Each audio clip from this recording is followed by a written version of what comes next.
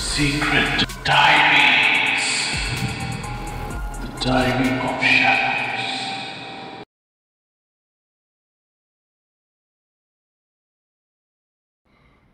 বৃষ্টি বৃষ্টি ওয়েদারে ভূতের গল্প শুনতে একটা আলাদাই আনন্দ আছে, আলাদাই একটা ফিলিং আছে। মানে একদিকে বৃষ্টি হচ্ছে, বজ্রপাত হচ্ছে, বিদ্যুৎ চমকাচ্ছে, আর এদিকে আমি একটা ভয়ানক ভূতের গল্প আপনাদেরকে শোনাচ্ছি। আমি সেটা নিজেও শুনছি, শুনতে শুনতেই শোনাচ্ছি। অপূর্ব অনুভূতি হয়, অসাধারণ। আপনাদের সবাইকে স্বাগত জানাচ্ছি আমাদের চ্যানেল সিক্রেট ডায়েরিজে। আই হোপ আপনারা সবাই প্রত্যেকে ভালো আছেন, কারণ আমাদেরকে ভালো থাকতেই হবে যেমনই হোক না কেন। আজকেও আমরা একটা অন কল লাইভ রেকর্ডিং করব। তো আমরা দেখি একজনের গল্প শর্টলিস্ট হয়েছে, তো শুনে নি তার গল্প, তাকে একটা কল করা যাক। হ্যালো। হ্যালো। হ্যাঁ হ্যাঁ, নমস্কার, আমি সিক্রেট ডায়েরিজ থেকে বলছি। হ্যাঁ, আপনি যে গল্পটা আমাদের চ্যানেলে পাঠিয়েছিলেন সেটা শর্টলিস্ট হয়েছে, আর আমাদের টিম আপনাকে কন্ট্যাক্ট করেছিল সেই বিষয়ে। তো আপনি বলেছিলেন যে এই সময় যদি আপনাকে ফোন করা হয় আপনি তাহলে লাইভ রেকর্ডিং করতে আপনার কোনো অসুবিধা হ্যাঁ হবে না। হ্যাঁ ঘটনাটা শোনা যাক। তো বেসিক্যালি এটা আমার একটা পরিচিত আমার বলতে পারেন আমার একটা বোনের সাথে হয়েছে এই ঘটনাটা। তো এই বোনটা অ্যাকচুয়ালি ছত্তিশগড়ে থাকে। আচ্ছা আচ্ছা তো হ্যাঁ, এই বোন হলো অ্যাকচুয়ালি আমার কাকার মেয়ে। এই ঘটনাটা হলো 2013 সালের। আচ্ছা আচ্ছা তো তখন বুঝতেই পারছেন অনেকখানি সময় আগে, এখনের সাথে তখনের সময় কোনো মিল নেই খুব একটা। হ্যাঁ অনেক বছরই আগে। এবারে ব্যাপারটা হয়েছে ওই সময় ও অ্যাকচুয়ালি ছত্তিশগড়ে একটা খুব ইন্টেরিয়ার্স দিকে থাকতো, ওই ওখানে আর কি ভিলেজ, ওই এরিয়াটা যে ওই পয়েন্ট অফ টাইমে ভিলেজ ছিল। এখন তো 2025 চলছে, এখন তো একটা ভালো সিটি হয়ে গেছে জায়গাটা, টাইপ অফ টাউন, সিটি বা টাউন যেটা মনে করবেন। বাট ওই পয়েন্ট অফ টাইমে ওর যে কাকার বাড়িটা যেখানটাতে ছিল এটা পুরোটা একটা ভিলেজ এরিয়া ছিল। এবার ওখানে ছোট থেকে আর কি আমরা একটা রিউমার শুনেছি, যখনই আর কি ওই কাকার বাড়িতে আমিও গেছিলাম, আমিও রিউমারটা শুনেছিলাম। সেটা হলো ওইখানে একটা মুদি দোকান আছে। তো আচ্ছা মুদি দোকানটার পেছনে একটা গল্প আছে। তো সেটা হলো যে ওই মুদি দোকানটা অ্যাকচুয়ালি মালকিন ছিল খুব সুন্দরী। আচ্ছা এবারে সেই মুদি দোকানের মালকিন এর একটা রিউমার ছিল যে সে নাকি ব্ল্যাক ম্যাজিক্স করতো খুব। কালো জাদু? হ্যাঁ, আর তার নাকি ডাইরেক্ট ডেভিল শয়তানের সাথে একটা যোগাযোগ ছিল, তাই স্যার। তো সে নাকি ইভেন ডেভিল শয়তানের সাথে তার হাজবেন্ডকে নিয়ে একটা সওদাও করেছিল। লাইক ওই মুদি দোকানটা বা ওদের জীবনের ওই লাক্সারিটা, ওই অত ভালো লাক্সারিয়াস লাইফটা ওই লিড করার জন্য আর কি ইন রিটার্ন ওর হাজবেন্ডকে আর কি দিয়ে দেবে এরকম একটা সদা, give and take policy. Generally আমার খুব একটা আইডিয়া নেই, বাট আমি শুনেছি যে ব্ল্যাক ম্যাজিকের একটা এরকম ট্রেন্ড থাকেই যে তুমি যতটা পাবে ইন রিটার্ন ততটা তোমাকে দিতে হবে, গিভ অ্যান্ড টেক পলিসি থাকে। আর যখন একটা একটা এরকম নেগোসিয়েশন আর কি তুমি একটা শয়তানের সাথে বলছো, তো সেটার ব্যাপারটা আরো ডিপ হয়ে যায় যে যতটা তুমি পাবে তার ডাবল তোমাকে একটু দিতেই হবে, যেরকম একটা ব্যাপার থাকে। তো তো এইখানে আর কি রিউমারটা বলে যে ওই যে মেয়েটা ছিল সে আর কি এরকম তার ফিউচার হাজবেন্ডের নামে এই সওদাটা সে করেছিল, যে এরকম আর কি ইন রিটার্ন তার হাজবেন্ডকে আর কি শয়তানের হাতে সে তুলে দেবে এই আয়েশওয়ালা জীবনটা পাওয়ার বদলে। তার স্বামীকে সে শয়তানের হাতে মানে তুলে দেবে, মানে মৃত্যুর মুখে ঠেলে দেওয়া টাইপ অফ। তো এবারে আহ ঘটনাচক্রে এটা হয় যে তারপরে ওখানে কয়েকদিন বাদে তার ধুমধাম করে বিয়ে হয়। বিয়ে হওয়ার পরে কাপলটা একসাথে থাকতো, আচ্ছা কিন্তু কয়েকদিন বাদে এটা ঠিক দেখাও যায় যে ওই মেয়েটা আর কি ওর বরকে নিয়ে আর কি সামনে ওই বন জঙ্গলটা যেখানে আর কি ধরে নেওয়া হয়েছিল যে ও ওই জঙ্গলের ভেতরে গিয়ে আর কি ওই ব্ল্যাক ম্যাজিক গুলো পারফর্ম করে, ব্ল্যাক ম্যাজিকের যে রিচুয়ালস গুলো হয় ওগুলো ওই বন জঙ্গলের ভেতরে গিয়ে পারফর্ম করে। তো ওই বন জঙ্গলের ভেতরে আর কি একদিনকে ওর স্বামীকে নিয়ে রাতের বেলা চোখ বেরিয়ে যায়, আচ্ছা মানে স্বামী স্ত্রী একসাথে বেরিয়ে যায়।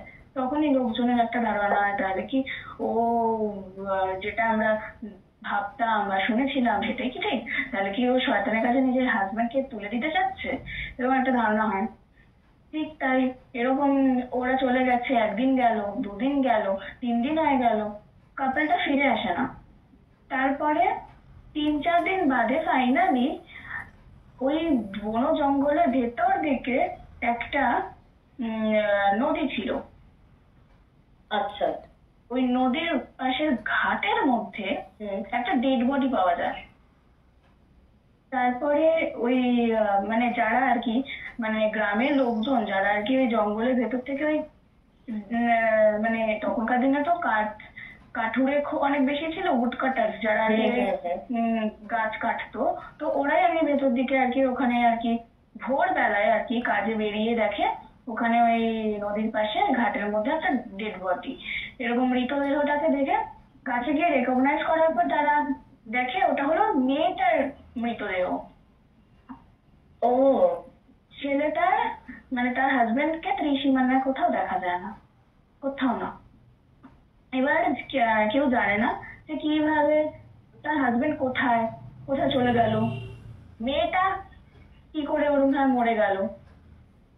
হিসাব মতো মেয়েটা যখন ওর বরকে তুলে দিতে গেছে হিসাব মতো বরের মরে যাওয়ার কথা, মৃতদেহ পাওয়ার কথা, সেটা হলো না, উল্টে গেল কেসটা। তো সবাই ডাউট হয়ে যায়, ডাউট করে। কিন্তু তারপরে রিউমার স্প্রেড হতে থাকে যে ওই জঙ্গলটা পুরোটা তারপর থেকে হন্টেড হয়ে গেছে।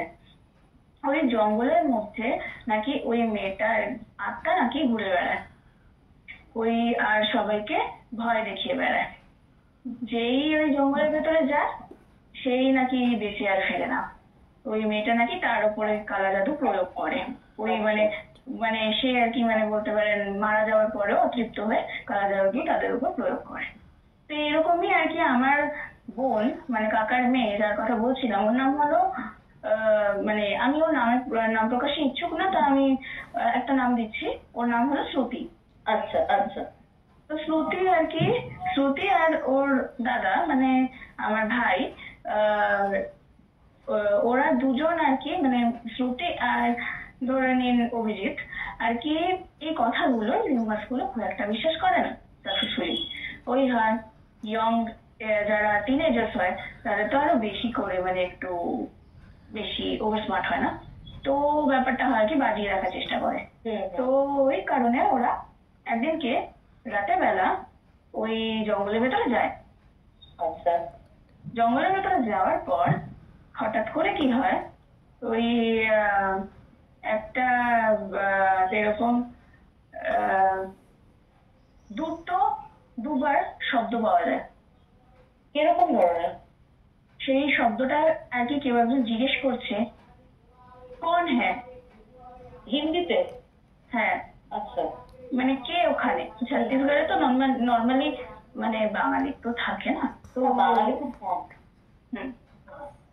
তো কারণ এই যার কথা আমরা মানে যাকে নিয়ে এই রিউমারটা সেও নন বেঙ্গলি ছিল, তার নেটিভ ল্যাঙ্গুয়েজে নন বেঙ্গলি। আচ্ছা তো সে আর কি মানে এরকম একটা আওয়াজ পাওয়া যায়, জোরে জোরে জিজ্ঞেস করছে কোন হ্যাঁ, আচ্ছা মানে কে ওখানে। তো যেই একবার বলেছে সঙ্গে সঙ্গে আমার ভাই আর ওদের সাথে ওই শ্রুতির বেস্ট ফ্রেন্ডও গিয়েছিল, ওরা দুজন ভয় পেয়ে দৌড় বাড়ি পালিয়ে গেছে, কিন্তু শ্রুতি ওখানে একা পড়ে গেছে। ও ছোট ছিল, আচ্ছা আচ্ছা ওকে একা ফেলে দিয়ে কেটে পড়েছে, মানে প্রাণ আগিয়ে সম্পর্ক বড় এরকম একটা ব্যাপার। তো শ্রুতি তখন কান্নাকাটি জুড়ে দিয়েছে। আর ও কি ছোট ছিল তো, ও হারিয়ে গেছে, ও আর রাস্তা বার করতে পারছে না, ফেরার রাস্তা। তো এবারে তখন আবার খানিকক্ষণ বাদে আবার একটা এরকম ভয়েস, সেম ভয়েস আবার চেঁচিয়ে জিজ্ঞেস করলো, কন হ্যাঁ। তখন ও রীতিমতো কান্নাকাটি জুড়ে দিয়েছে।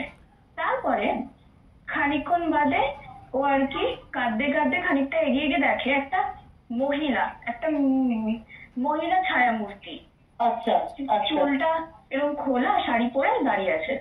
ও দেখে ও বুঝতে পারে না, তখন তো ছোট, ওর খুব একটা সেন্স নেই, মানে ছোট ইন দ্য সেন্স কি ওই মানে টিনেজ, ওই 12-13 বছর বয়স হবে এরকম। তো ও দৌড়াতে মহিলাটাকে দেখে না জড়িয়ে ধরেছে। ও ভেবেছে কি ওই জঙ্গলের মধ্যে, ঘন জঙ্গলের মধ্যে ও অ্যাটলিস্ট একা নয়, আরো কেউ তো আছে না, এইটা আচ্ছা, ভেবে হ্যাঁ, হ্যাঁ। ও আর কি এক প্রকার কোথাও একটা হ্যাপি হয়ে যায় মহিলাটাকে দেখে। আর দেখে ও জড়িয়ে ধরে, তারপর রীতিমতো কাঁদতে লেগে যায়।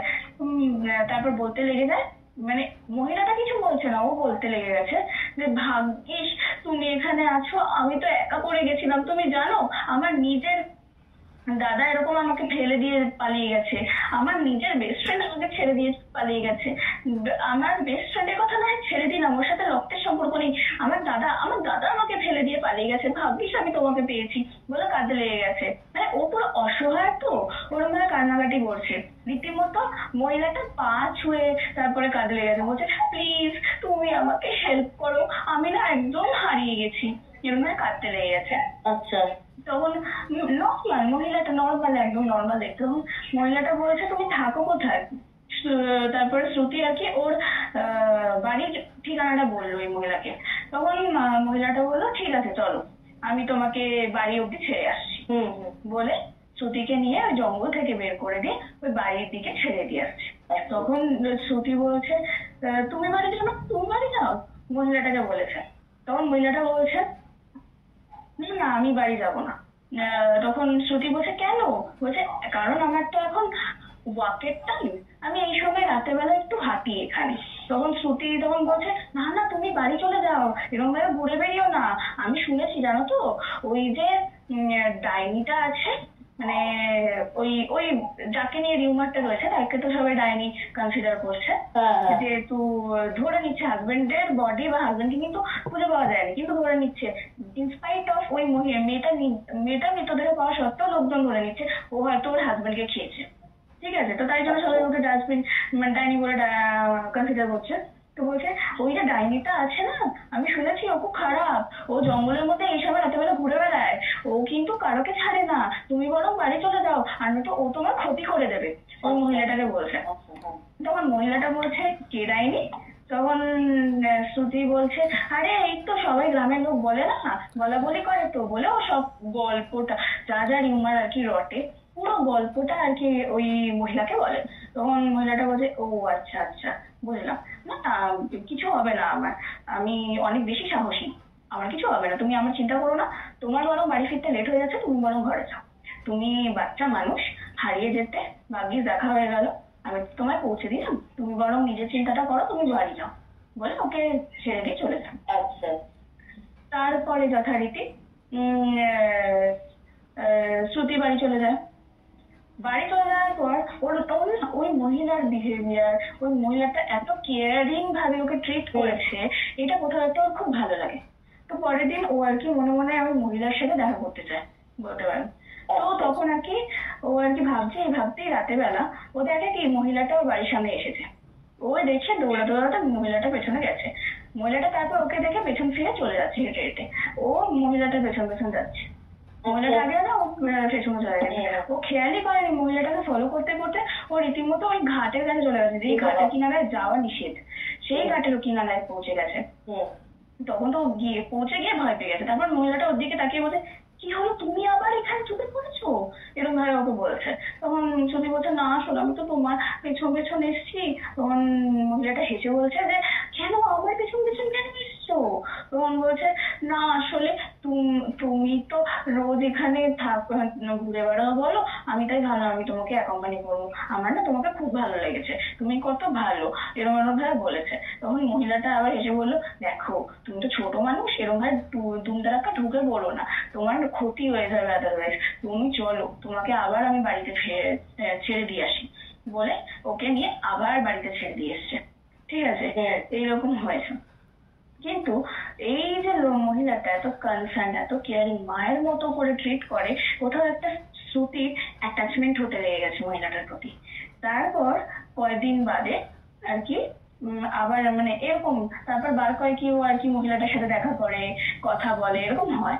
তারপরে একদিনকে ফাইনালি হঠাৎ করে মহিলাটা ওকে বলে যে তুমি না আমার সাথে দেখা করা ছেড়ে দাও। ইভেন পরবর্তীকালে এরকমও হচ্ছে যে শ্রুতি আর কি ভেতরে জঙ্গলের ভেতর নিজের থেকে চলেই যাচ্ছে, ওই ঘাটের কাছে গিয়েই দাঁড়াচ্ছে, মহিলাটা চলে যাচ্ছে, তারপর আবার দেখা করছে, এরকম। তো তারপর আর মহিলাটা না কিন্তু তারপর ওকে বাড়ি পৌঁছে দেওয়ার পর হঠাৎ করে কোথায় অদৃশ্য হয়ে যায়, মহিলাটাও দেখতে পায় না। তো এরকম কদিন চলার পরে একদিনকে ফাইনালি মহিলাটা ওকে বললো যে তুমি না আমাকে আমার কাছে আসাটা বন্ধ করে দাও। তখন শ্রুতি বলছে কেন বন্ধ করবো? তখন মহিলাটা বলছে না আসলে ওই যে তোমার বাড়ির লোক বলে না ডাইনি ঘুরে বেড়ায় এই জঙ্গলের মধ্যে, দেখো তারা নিশ্চয়ই ঠিক তাই জন্যই বলে, তাই না? তো তোমার না তোমার বাড়ির লোকের কথা শোনা উচিত, তুমি বেকার বেকার আমার জন্য আসছো, রিস্ক নিয়ে ফেলছো না, তো তোমার সেটা করা উচিত না। তখন ও হেসে বলে তুমি তো আছো, তো তুমি আমাকে হেল্প করবে, আমার যদি কিছু হয়েও যায় তুমি তো প্রত্যেক দিনই এই জঙ্গলে ঘুরে বেড়াও, তুমি আমাকে বাঁচাবে, কোনো ব্যাপার না, তুমি তো আছো, তুমি খুব ভালো, এরম এরম ভাবে বলে। হলো তারপরে পরের দিনকে কিন্তু মহিলাটা বারবার ওকে বারণ করছে যাওয়ার জন্য। পরের দিনকে আবার ও এরকম চলে গেছে। সেদিনকে মহিলাটা বিরক্ত হয়েছে, বিরক্ত হয়ে ওকে বলছে তুমি কেন এসেছো ওই ঘাটের কাছে, কেন এসেছো এখানে, কেন আসছো বারবার? তখন ও তো অ্যাজ ইউজুয়াল বলেছে কেন আমি তোমার সাথে দেখা করতে এসেছি। তখন মহিলাটা ডাইরেক্টলি বললো আমার সাথে কেন, আমি কে? তখন বলছে তুমি খুব ভালো, তুমি আমার মানে তুমি দেখতে গেলে টাইপ অফ আমার নাইটে শাইনিং আর্মার, মানে আমি যেদিনকে আমার বাড়ির লোক আমাকে ছেড়ে দিয়ে পালিয়ে গেছিল সেদিনকে তুমি আমাকে উদ্ধার করেছো, তুমি বুঝতে পারছো আমি তোমার কাছে কতটা ঋণী, তুমি কতটা ভালো মানুষ, এরকম ভাবে বলেছে। তখন তখন ওই মহিলাটা হঠাৎ করে মানে চোখ দিয়ে জল বেরিয়ে গেছে। তখন কাঁদতে কাঁদতে বলছে এক্স্যাক্টলি আমি আজ অব্দি কখনো কারো ক্ষতি করিনি, বরং সবার উপকারটাই করার চেষ্টা করেছি, কিন্তু তার সত্ত্বেও দেখো সবাই আমাকে ডাইনি কনসিডার করে। এই কি তখনও জানতে পারলো ওই মহিলাই হলো সেই মহিলা যাকে নিয়ে রিউমারটা হয়। তখন ও অবাক হয়ে গেছে। তখন মহিলাটা বলছে যে হ্যাঁ তোমাকে সবাই সাবধান থাকতে বলেছে, প্রত্যেকটা ভিলেজার, এই ভিলেজে প্রত্যেকটা গ্রামবাসী আর কি সবাই একে অপরকে সাবধান করে, আমাকে নিয়ে আমি নাকি ক্ষতি করব, আমি সেই ডাইনি, তোমার ভাষায় ডাইনি ক্ষতি করে দেবে, সেই ডাইনিটা আসলে আমি। বিশ্বাস করো আমি আজ অব্দি কখনো কারোর ক্ষতি করিনি, আমি জাস্ট একজনের জন্য ওয়েট করছি, এখনো আমি ওই তারই জন্য অপেক্ষায় রয়েছি, আর তাই জন্য আমার আত্মা শান্তি পাচ্ছে না। এর বাইরে আমার কারোর সাথে কোনো লেনদেন নেই, বরং কেউ হারিয়ে গেলে আমি তাকে উপকারই করার চেষ্টা করি, তোমায় যেমন আমি উপকার করছি, বারবার গিয়ে তোমার বাড়িতে পৌঁছে দিয়ে আসছি, ওরকম উপকার করারই চেষ্টা করি, কিন্তু তবুও ওই যে ছেলেদের কিছু হলে মেয়েরা দোষী হয়ে যায়। আমার হাজবেন্ডকে খুঁজে পাওয়া যায়নি বলে সবাই ধরেই নিল আমি দায়ী,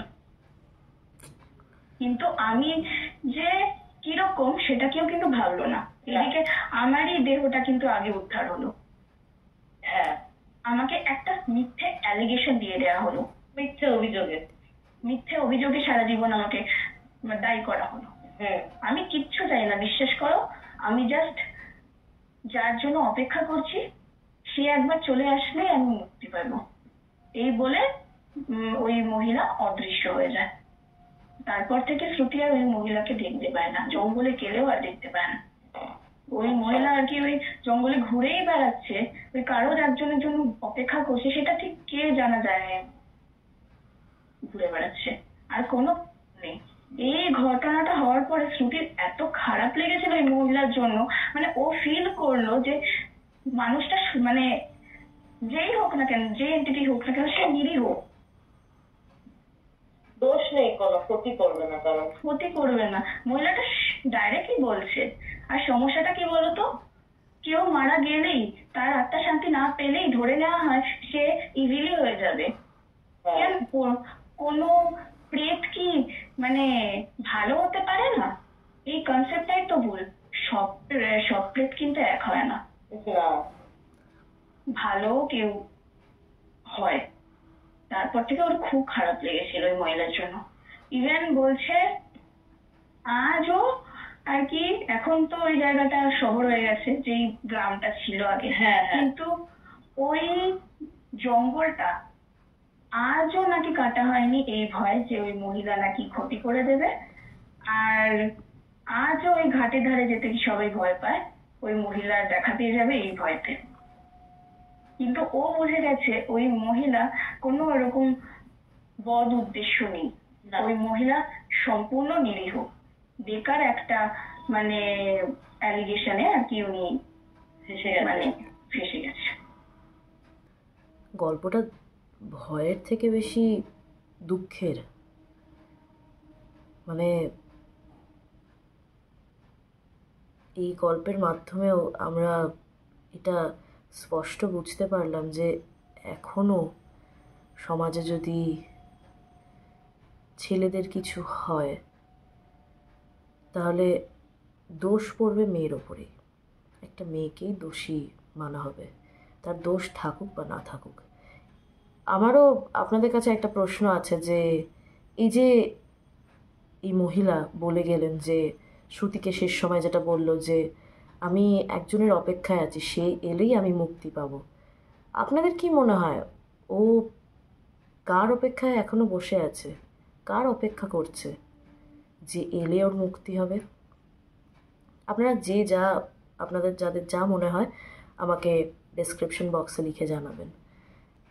তবে এই ছিল আজকের ঘটনা, এই ছিল আজকের গল্প, লাইভ কল রেকর্ডিং।